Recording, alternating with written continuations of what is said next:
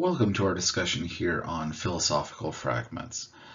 Generally speaking, this is a far more casual discussion of a work as we are going through it a little bit more line by line, taking breaks in between a few pages or a few passages to try to highlight some more of the significant things. But the idea is for you to casually listen to and interact with this discussion.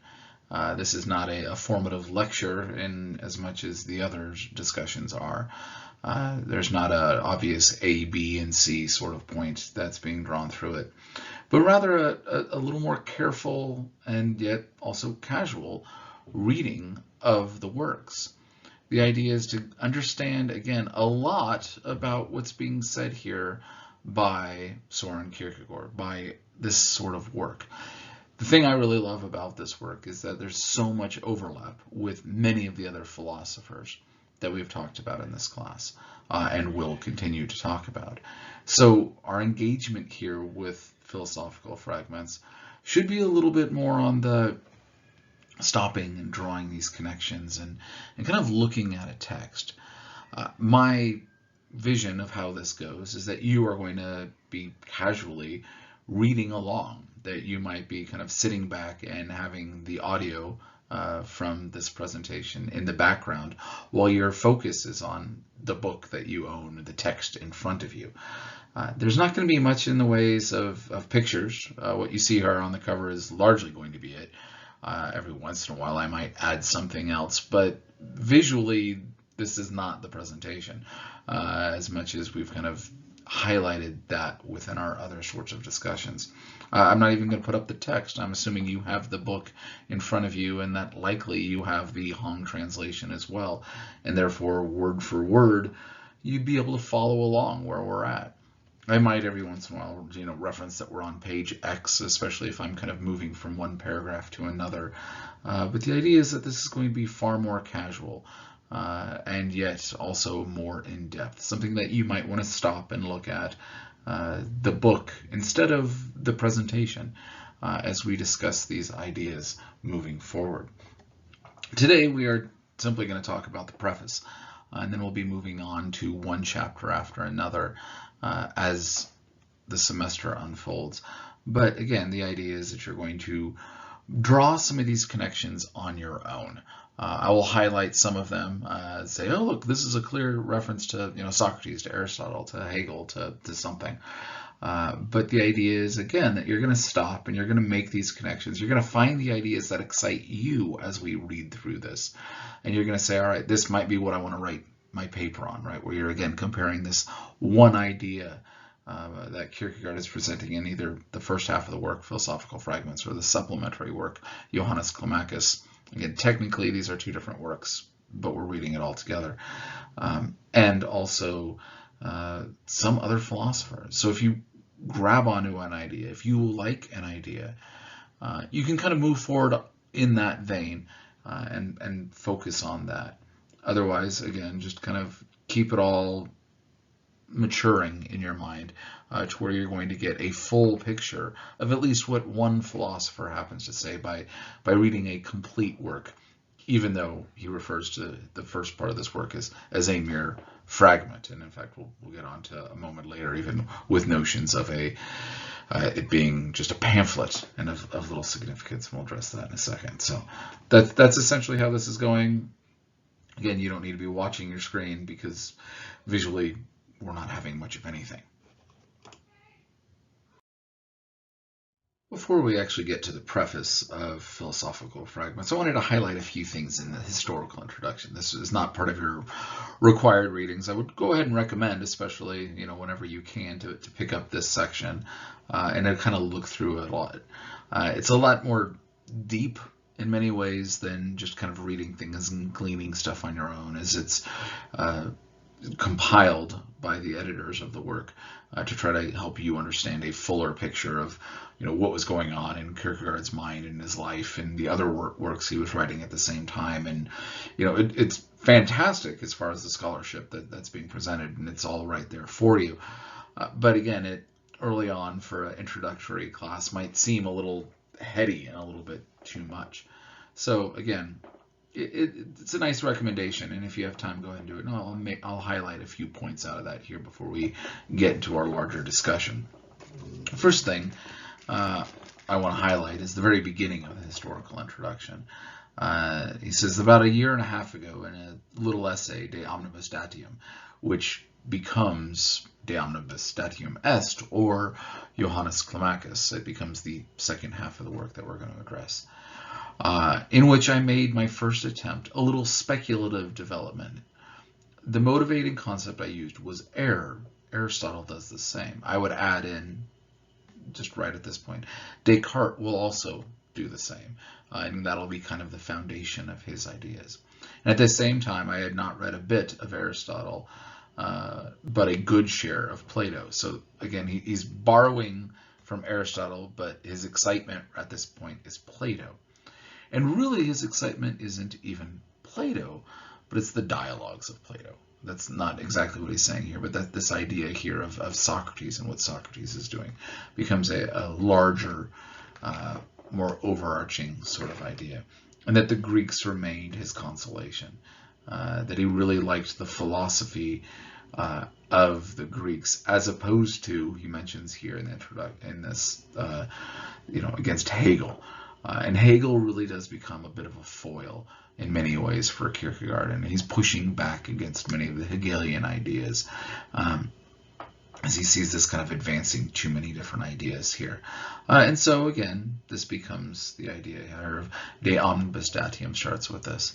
And another journal entry, we're told in the introduction here, in 1843, or possibly 1844, Kierkegaard also starts to think a little bit more about the character of this other work as he's developing it. And he starts to borrow from Johannes Climacus, the historical monk from St. Catherine's Monastery in Alexandria.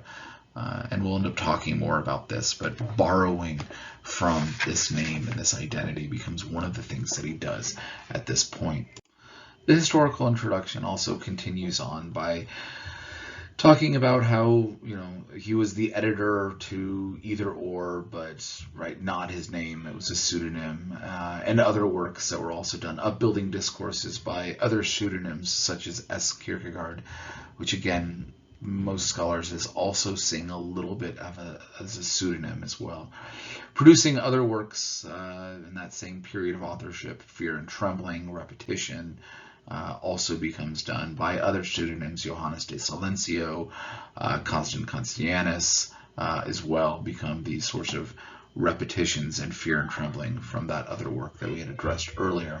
What's really interesting, highlighted in this historical introduction, is the idea that Kierkegaard ends up getting sort of a split interest in his discussions of philosophy. He's looking at modern philosophy, which for him is kind of the surrounding orbit of Kant, both before and after being those shifting eras, as well as the Greeks, looking at Aristotle and his notions of logic, and following things through, reading the works of Plato, and addressing things obviously of Socrates. The central issue for this work then becomes people like doubt, this concept, this overarching idea, and what does it mean to doubt, to look? Instead of it being something kind of just once mentioned by a character, this becomes the overarching idea throughout all of these. And what does it mean to look at things from an opposite perspective? If we're going to hold one thing, if we doubt all of that, if we start off on the other sort of foot, what does that mean? How are these works to be constructed and understood? And this is really kind of an idea of trying to be honest with himself, being honest with how you want to see the world. And that's really kind of the point of all of this work is I'm going to doubt what should be doubted, and I'm going to question what it would be to look at something from a different sort of perspective, so that way I can honestly learn and honestly grow. And that becomes really the point of this work in many ways, like Descartes' Meditations, when we get to those. That same idea of, well, if I question everything, what's left? What can I know? And the idea here for Kierkegaard is, okay, instead of just doubting everything to find out one thing that I can know, as we'll get with Descartes, what can I learn? What can I know, and how can I learn and grow from asking good, serious, and honest questions. So he's not doubting just to doubt or to find one thing, but doubting becomes the beginning point of learning, is one thing that's very much highlighted in this historical introduction. The introduction also says that on page XIV or 14 of the preface here, right? As a practicing doubter, Johannes Climacus became a private thinker without an official appointment and without an adherence to any school, because he found no thoroughgoing practitioners, right? So here is the idea that he's going a little bit further possibly in Descartes. He's not going to hold on to any one sort of philosophical school, but he's going to be thinking about things on his own and trying to come to something afresh or without the preconceptions of one school or another. But also he's constantly becoming aware of the tension between ideality and actuality, of thought and being, possibly action. So here we're going to start to see very much some of this Platonic divide, right? The realm of ideas versus the realm of actuality, right? Ideality and actuality. Or, to also borrow words from Aquinas, from potentiality to actuality is also wrapped up within this sort of discussion. And of course, Aristotle's treatment of this as applied by Aquinas would have been something very familiar to Kierkegaard as well. So we're bringing in all of these differing, conflicting schools of thought to try to figure out what can be known and how can I move and proceed going forward. The historical introduction also points out that there becomes a sort of change in who's going to write it. Who's going to become the author of the philosophical fragments. This ends up becoming Johannes Climacus, as well as the title. Early on, there was discussion of it being philosophical pamphlets or a fragment of philosophy, and then was further refined to philosophical fragments or a fragment of philosophy. And so the little contemplated subtitle that he had, the apologetical presuppositions of dogmatics or thought approximations to faith, kind of goes away. And so he had other discussions and other thoughts about what he's going to do, and these slowly sort of change. And what's interesting is that there becomes a further explanation of the philosophical fragments, and that's kind of related to it. The concluding unscientific postscript to the philosophical fragments, which is in many ways much larger than the philosophical fragments. The postscript is bigger than the main work and kind of expands on many of these ideas even further. And if you're so inclined, you can feel free to go and get yourself a copy of the concluding unscientific postscript as well. But you kind of have this larger explanation coming through it as well. And this is an interesting sort of note that this work is a piece that ends up growing and being something much more as time goes by into supplementary works, but again was seen as a pamphlet, which we'll address here in a moment. The historical introduction sort of wraps up with discussions of the reception of this work. And we're told that it's fairly modest. Most of Kierkegaard's works didn't really flourish in any sort of great way. It says by July of 1847, 3 years after the publication, 229 copies were sold from the edition that had 525 printed. That the first Danish review of the work didn't appear until 2 years after it was published, right? That this just kind of existed and was published, but very few people kind of look at it all right away. Later on, this becomes much larger, but again, early on, we're told it's not that major of a sort of reception. So you, in many ways, are receiving it greater than that audience did early on in Kierkegaard's life. And again, as mentioned before, because it was written in Danish, this isn't getting circulated amongst wider Europe because it's not German, French, or English, which were really the languages that scholars were reading these sorts of things. So it's kind of its own thing. And Kierkegaard is writing this more to write it than he is for immediate gratification or immediate honor. Before proceeding any further, it's worth taking a stop at the title page. again, it seems fairly modest, but again, here we're going to see the title of the work, Philosophical Fragments, or a fragment of philosophy. Right, so just it's saying this is just a part of what philosophy is. He's not trying to say that this is the work that is going to control everything. And the authorship that is originally given to this work, or finally given, is Johannes Climacus, a character that we don't really know yet, and we won't know until we get to the second work, Johannes Climacus, or De Omnibus Datium Est. It's edited by S. Kierkegaard. Again, Kierkegaard in his works of pseudonyms is perfectly fine with people knowing that he is the one responsible for it. He's not writing them to try to hide who he is or try to run up the numbers or do any sort of exotic things with it. But it is yeah, fine, everyone knows it's me. I'm the one who did it. But again, he would say, I didn't write it. Johannes Climacus wrote it.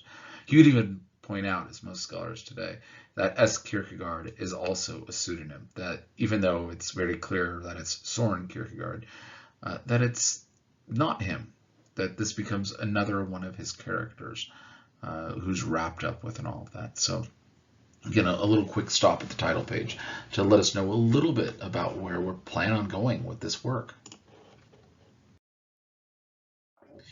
So let's finally begin with the preface, with what was assigned for you guys to read today.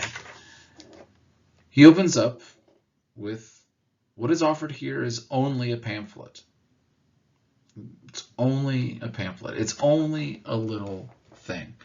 This isn't a treatise. This isn't a dissertation.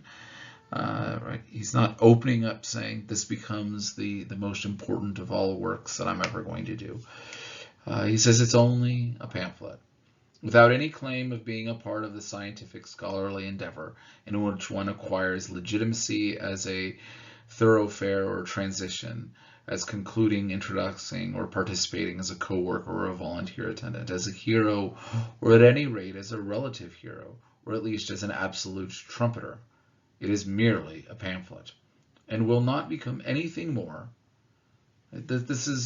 He's not saying that this is going to become anything great. Again, it's rather interesting that the next pamphlet, the postscript to this pamphlet, is much larger than this one. That's part of the reason why I've selected this work, is that it's short. Kierkegaard tries to say from the beginning, it's short. I'm not doing too much with this work. I'm just starting here, but it's going to be a short sort of thought, a short trip. And again, he continues that if he was to add even more things to it, that it's still a pamphlet. It's still just going to be a fragment of what it is to be a philosopher. The accomplishment, he continues about halfway down the page, is, however, in proportion to my talents. For I do not, like that noble Roman, refrain from serving the system, merito magnus quam ignaviae, from justifiable motives rather from indolence. But I am a loafer out of indolence, ex anime sentiae, or by inclination and by good reason. Right? He's saying it's only a pamphlet because this is what I can kind of produce. Now, what's really interesting to start off with in this sort of discussion is that he's saying it's just a little thing. It's just in proportion. And in many ways, we kind of see the sort of humility of authorship that we also saw with Augustine and his Confessions. Augustine, right, in his Confessions says, okay, whoever by chance might read this, the thought being nobody, turns out everybody, right? But this becomes that sort of opening. This is just a little work. This is just my introduction. This is just a little something that if you'd like it, take it. If not, I totally understand. I'm not that talented. I'm not the be-all, end-all. It's also interesting to note here that the idea is that it's starting with this notion of humility. And the authorship is prescribed as a monk, right, who is asked to write things down and asked to produce things. And again, we'll get to the historical Johannes Climacus later on and expand a little bit about what St. John of the Ladder, Johannes Climacus, is, and his notion of humility. But we're bringing that sort of monastic humility in there. He also adds that he doesn't want to be guilty of abstention from public activity. which is a political offense in any age, especially in the time of firmament, during which ancient times it was punishable even by death. He's saying he doesn't want to be responsible for, and he's drawing a very clear connection here with Socrates. I'm not corrupting the youth. I'm not going to say this is the be all end all, right? I'm not thinking that this is where I need to go with this work. But it's just a little bit. It's just a fragment. It's just a pamphlet. It's just a small taste as to what we might want to start thinking about and moving forward within all of these ideas.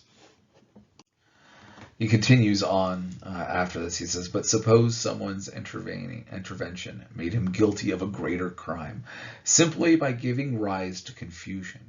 Would it not be better for him to mind his own business? Right? There's this great sort of thought and tongue-in-cheekiness here of saying, if I'm committing some sort of crime, yeah, it'd probably be better that I just kind of shut up and don't say anything. But right? This becomes part of his idea. He says it is not given to everyone to have his intellectual pursuits coincide happily with the interests of the public. So happily that it almost becomes difficult to decide to what extent he is concerned with his own good and for that of the public. Right? There becomes this idea that you shouldn't just do something because it's what everybody likes, and we see this a little bit there, but there's some value of what you're interested in corresponds with what everyone else is wanting and what everything else is happening. Kierkegaard then spends the next little while making connections of this idea of how people work and relate to the society around them, how philosophers are not just intellectuals who exist out on their own, but exist in society. Right? There's this connection here he gives to Archimedes, who wanted to sit undisturbed contemplating his circles while Syracuse was being occupied. And then, he ends up being murdered as a result of this. But, right, the idea of not wanting to have anything disturbed, or the same thing when Diogenes saw an invasion being threatened here, a siege, that he belts up his cloak and truddles his tub up and down the streets. We'll get more into Diogenes later, the Diogenes the Cynic. Diogenes is a fantastic individual to kind of look at and just kind of marvel at his oddity, right? He gave up everything, believing that he wanted to live a completely natural life as a cynic, as a dog, lived in a barrel, owned nothing. But there he is, okay, the city's going to be invaded. I'm going to move my wine barrel all over the place, my home, back and forth. So that way I wouldn't be seen as one loafing amongst so many busy people while war is about to happen. Fine, I guess I'll get up and I'll move even. Why? Because there's chaos. There's a movement all around. And he says, the same thing with Aristotle's notions of sophistry, right? That this becomes a sort of idea here, that as the art of making money is correct. Such conduct at least cannot occasion any misunderstanding. For it surely would be inconceivable for anyone to dream of regarding Diogenes as the savior or benefactor of the city. Right? Diogenes was not going to go fight. He wasn't going to save anything. But he's busying himself because, okay, we have to busy ourselves. It's what we start to understand sophistry of being, right? Just mere argument for argument's sake. Rhetoric without meaning. That sort of negative inflammation, right? The action without doing it for a purpose, that it doesn't advance any sort of thought. And this is maybe even what Diogenes is trying to point out in this example here. Of course, it would be impossible for anyone to dream of attributing world historical importance to a pamphlet, right? Or to assume that the author of the systematic Solomon so long awaited for the dear capital of Copenhagen. Right? The idea here is, he says, this isn't going to be a world-shaking event. I'm not fighting against oncoming slots of armies. They're not destroying Copenhagen. We're not losing everything, and this pamphlet is here to save. There's many different philosophers who do certain acts that in the wider world, right? I mean, Marcus Aurelius was an emperor. Friedrich Schleiermacher tried out being a spy during the French occupation of Persia. We have, not Persia, sorry, of Prussia, right? Sorry, there's a big difference between Persia and Prussia. Linguistically, very, very similar. He concludes this sort of idea here at the bottom of page 6, beginning of 7. He'll end up saying, "Heaven preserve me in my pamphlet from the meddling of such uproarious, bustling oaf, lest he tear me out of the carefree contentedness as the author of a pamphlet. Prevent a kind and well-disposed reader from unabashedly looking to see if there is anything in the pamphlet he can use and place me in the tragic comic predicament of having to laugh at my own ill fortune. Just as the fine city of Frederica must have laughed amid the ill fortune that it was read in the newspaper by the local fire. The alarm drum sounded, the fire engines raced through the streets. Although there is but one fire engine in Frederica, and probably not much more than one street. The newspaper thus compelled one to conclude that the one fire engine, instead of driving straight to the scene of the fire, did considerably side maneuvering on the street. But of course my pamphlet seems to be less reminiscent of a beating of an alarm drum, and its author of last of all inclined to sound an alarm." And so this idea is we're not going to make anything sound more grandiose than it is. This is at least what Kierkegaard, through Johannes Climacus, is trying to say about this work. It's nothing huge. I'm not anything of anything importance. It's just, again, it's just a pamphlet. It's just a thing. Middle of page 7, right? The next paragraph. But what is my opinion? A very valid question. Don't ask me about that. Right? I personally, I love this sort of like pause with the ellipses there too, and the idea of what's my opinion have to do with anything? Like it's not an issue of an opinion. It's about the debate. It's about the dialogue. It's about the discussion. It's not about the conclusion that I'm coming up with yet, because I shouldn't have that yet, because this is only a pamphlet. It's a thought experiment, and we all get to kind of play in with this. Next to the question of whether or not I have an opinion, nothing can be less of interest to someone else than what my opinion is. Right? Why should it matter what my opinion is? This is really not that important. Kierkegaard points out, to have an opinion is to me both too much and too little. It presupposes a security and well-being in existence akin to having a wife and children in this mortal life, something not granted to a person who has to be up at the night and the day and yet has no fixed income. In the world of spirit, that is my case, for I have trained myself and am training myself always to be able to dance lightly in the service of thought, as far as possible to the honor of God, and for my own enjoyment renouncing domestic bliss and civil esteem. Right, the idea here is, what good is having an opinion? There's so many other things wrapped up in life that you may or may not have. Your opinion is always connected with all of that, right? It's not the strength of your opinion that's going to dictate one thing or the other.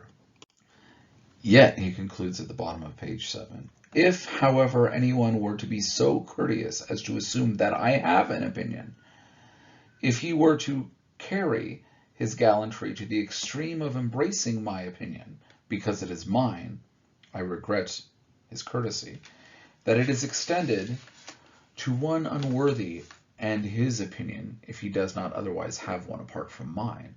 Right? The idea is, okay, are you just wanting to borrow after my opinion? Are you just wanting to jump on my coattails, thinking through deference that I have the answers, and that's what you need to do? He concludes this thought at the beginning of page 8 here. I can stake my own life. I can in all earnestness trifle with my own life, but not with another's.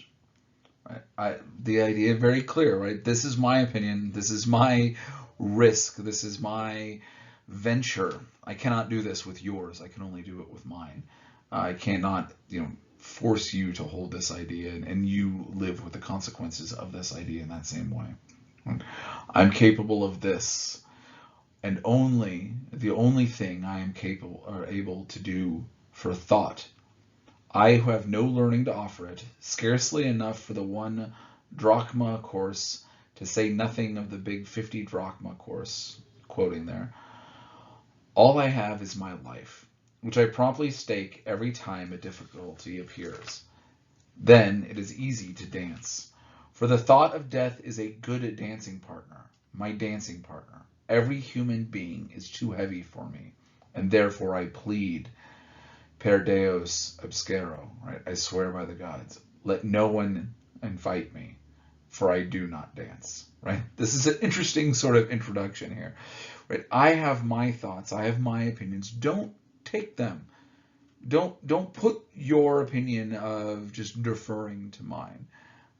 That this is my wager with my life, that I'm not going to dance with your life. Don't ask me to do that. Ask me to take care of myself. And again, this is only a pamphlet. It's only a little offering. If you'd like to take it, take it.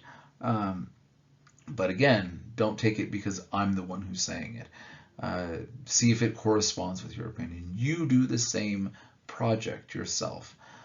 Very kind of apologetic in this sort of sense, in the modern understanding of an apology. And this is kind of how he wraps up the introduction.